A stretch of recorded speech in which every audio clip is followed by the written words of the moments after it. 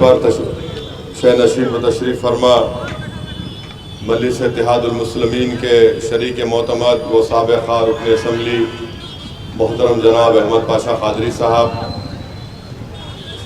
अराकीन assembly, अराकीन क़ानून साज council, सदर मोतमदीन, अज़ीज़ दोस्तों, मुझे एक और जलसे में जाना है ओल मलकपेट पानी टाकी के पास।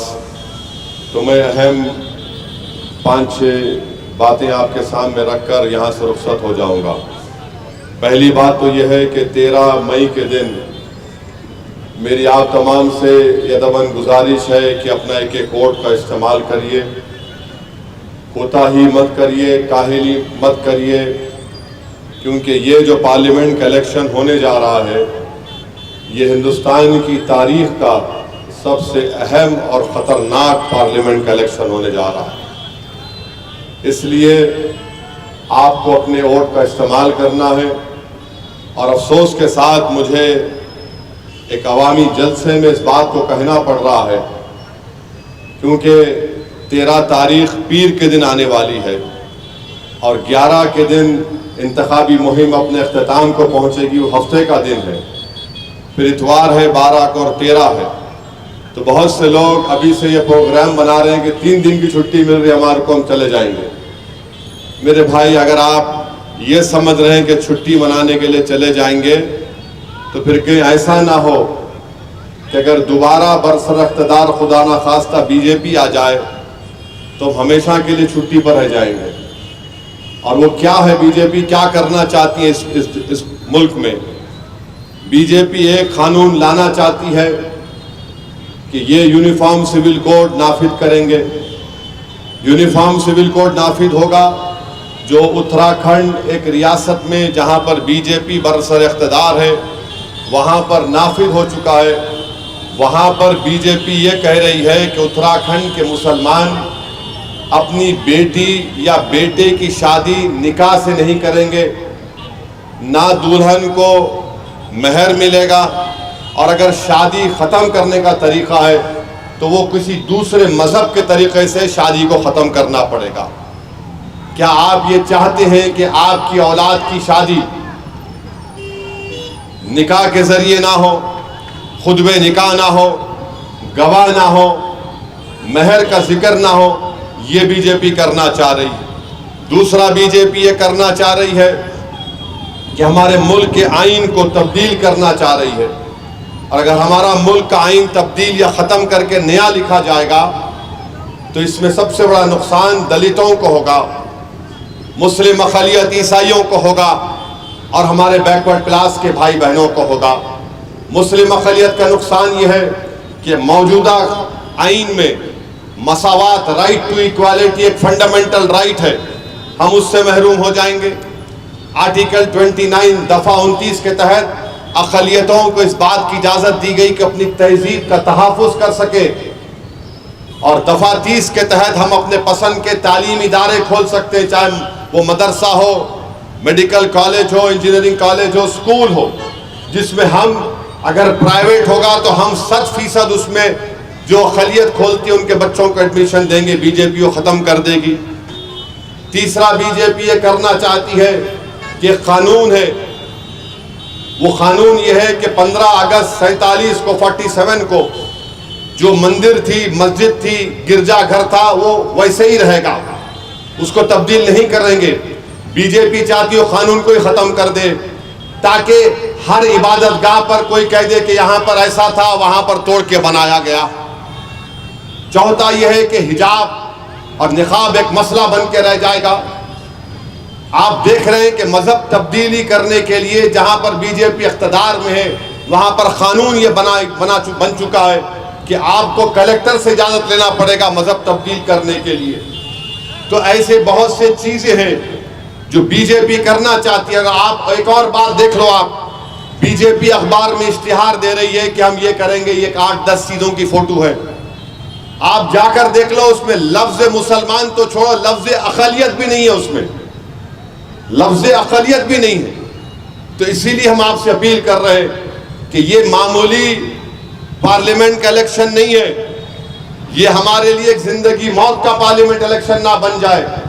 इसीलिए मेरी आपसे गुजारिश है, चाहे हल्का असेंबली चार मीनार हो या खुदपुरा हो, मलकपेट हो, बल्कि पूरा तेलंगाना हो, पूरा मुल्क हो, आपको और हमको अपने एक वोट को इस्तेमाल करना पड़ेगा।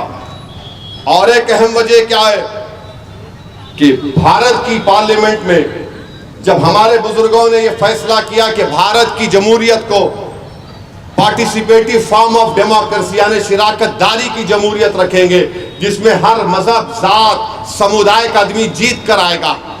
आज की लोकसभा में हमारे वतन अजीज में भारत में 17 करोड़ मुसलमानों की आबादी है, 14% 2011 के सेंसस के मुताबिक 4.5% खाली मुस्लिम एमपी हैं, 4.5% खाली। अब आप देख लीजिए कि महाराष्ट्र में 48 लोकसभा की सीटें हैं।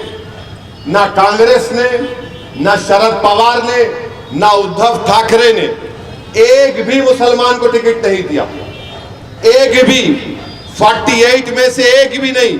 और महाराष्ट्र में मुस्लिम अक़लियत करीब 1 करोड़ 10 लाख है, 12-13% है। अब आप देख लीजिए, छत्तीसगढ़ में नहीं दिया कांग्रेस से मुसलमान को टिकट, मेघालय में, नागालैंड में, सिक्किम में, त्रिपुरा में, गुजरात में, मध्य प्रदेश में, राजस्थान में, अरुणाचल में, गोवा में, हिमाचल में, झारखंड में, मणिपुर, मिजोरम, पंजाब, तमिलनाडु और उत्तराखंड। आप समझ रहे मेरी बात को कि एक तरफ तो हमको टिकट नहीं दिया जा रहा है, दूसरी तरफ बीजेपी ये काम करना चाह रही है। तो बताओ, तुम्हारा गम, तुम्हारी राय कौन लड़ेगा पार्लियामेंट में जाकर फिर? तो इसीलिए मेरी आप तमाम से गुजारिश है कि आपके लिए, हमारे लिए ये इलेक्शन बड़ा अहम है। और आप देख रहे हैं कि मौजूदा वजीर आजम ने खुलम खुला कह दिया कि भारत का मुसलमान घुसपैठी है। आप बताइए, इतनी बड़ी आबादी, 17 करोड़ की मुस्लिम अक़लियत की आबादी, 133 करोड़ का वजीर आजम, और ये जबान, घटिया जबान इस्तेमाल करते और कहते हैं कि हिंदू बहनों के गलों से मंगलसूत्र उतारकर मुसलमानों को दिया जाएगा, और कहते हैं कि मुसलमान ज्यादा बच्चे पैदा करते हैं। मेरे अजीज दोस्तों और बुजुर्गों, वजीर आजम की जबान से ये अल्फाज निकलना, अगर आप इसके बावजूद भी बेदार नहीं होंगे तो खुदा की कुदरत और कुछ नहीं कर सकती आपके लिए, हमारे लिए। अल्लाह सुब्हानहू तआला इनके ही जबानों से बुलवाने लगा रहा है कि तुम जागो, ख्वाब गफलत से उठो, तुम्हारी बर्बादी का सामान ये लोग लेकर आ रहे हैं, उठो, मुत्तहिद हो जाओ, अपने नुमाइंदों को कामयाब करो। ये वक्त इंतशार की कैफियत को बरकरार रखने का नहीं है, ये वक्त अपनी अनानियत की तस्कीन को पाने का नहीं है, ये वक्त एक शीशा पिलाई हुई दीवार की तरह खड़े होने का है। और अगर आप शीशा पिलाई हुई दीवार की तरह खड़े हो जाएंगे तो मुल्क को हम बचा पाएंगे, वरना आज मुल्क में नफरत इतनी फैल चुकी है कि उत्तर प्रदेश के एक यूनिवर्सिटी में एक इम्तिहान में आंसर शीट में 4 बच्चों ने इम्तिहान का क्वेश्चन पेपर का जवाब नहीं लिखा, लिख दिया जय श्री राम, और एग्जामिनर ने उनको 50% मार्क्स दे दिए, क्योंकि एग्जामिनर को मालूम था कि मुल्क का वजीर आजम सुबह शाम मुसलमान माइनॉरिटी करता है, उसको अपनी जान प्यारी थी, और 50% मार्क्स मिल गए उनको। बताओ आप क्या है भैया? मेरे अजीज दोस्तों और बुजुर्गों, इसीलिए मेरी आप तमाम से अपील है कि 13 तारीख के दिन सुबह 7 बजे से शाम में 5 बजे तक हम तमाम को कोशिश करनी चाहिए। बल्कि मैं अपने मजलिसी रुफ़क़ा अराकीन से भी ये कह रहा हूँ, आपसे भी अपील कर रहा हूँ कि हमारे पास एक ऐसा ग्रुप तैयार होना चाहिए जो लोगों को घर से निकाले।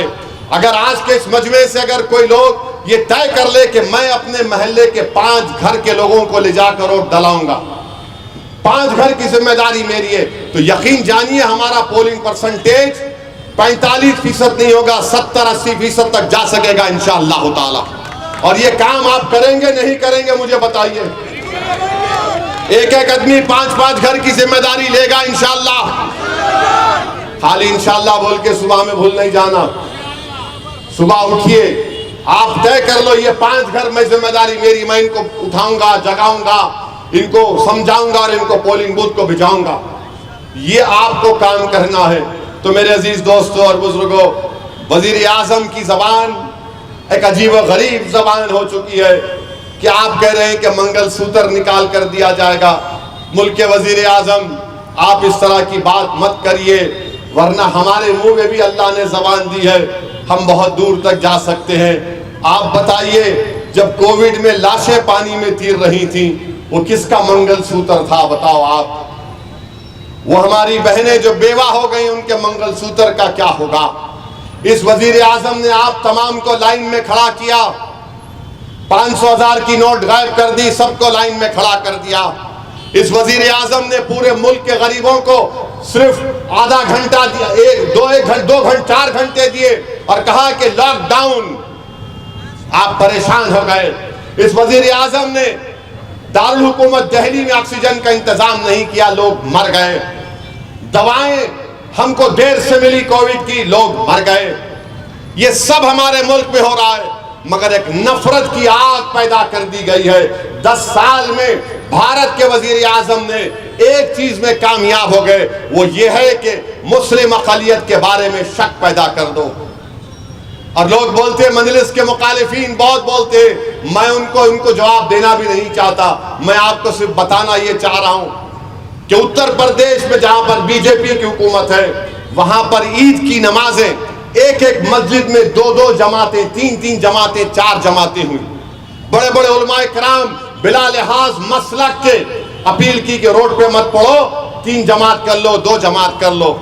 और आप हैदराबाद में हैं, यहाँ पर आपकी जमात मजलिस इत्तेहादुल मुस्लिमीन है, जिसको आपने, आपके बुजुर्गों ने अपने खून पसीने से इसको ताकत और मुकाम दिया।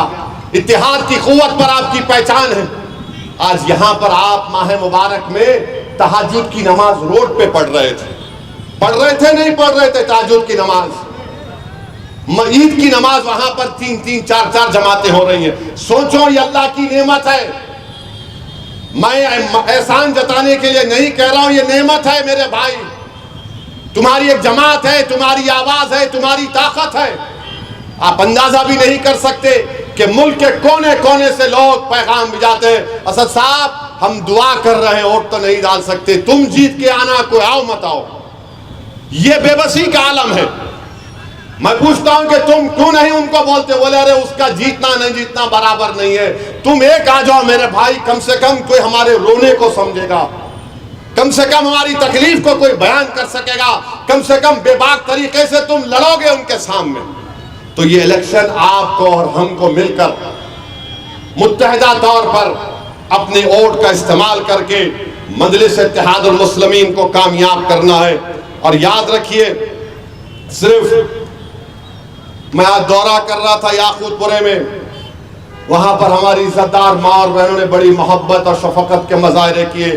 हमारी एक माँ ने कहा उसके मुंह में कीड़े पड़ो बाबा। एक माँ ने कहा अल्लाह उसके मुंह पे मट्ठी डाल दे। मैंने अम्मा नहीं होता। बोले क्यों नहीं होता? मैंने अम्मा वोट डालो, बटन दबाओ तो कीड़े भी आते, मट्ठी भी आती। बोले हाँ ये बात तो सही बोला, मेरा बेटा सही बोला बात। मैंने अम्मा जाएंगे, बराबर जाऊंगी, उसके मुंह में मट्ठी पड़ो। मगर मेरे भाई वोट डालो जाके, और फिर अगर आप वोट नहीं डालेंगे तो मुश्किल होगा।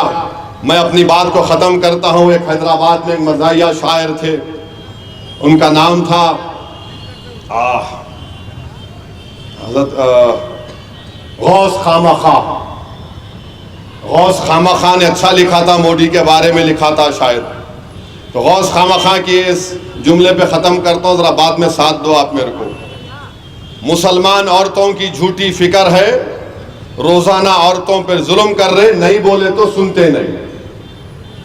हाँ, करने के जो काम है वो जैसे के वैसे हैं, नहीं करने के काम कर रहे, नहीं बोले तो सुनते नहीं।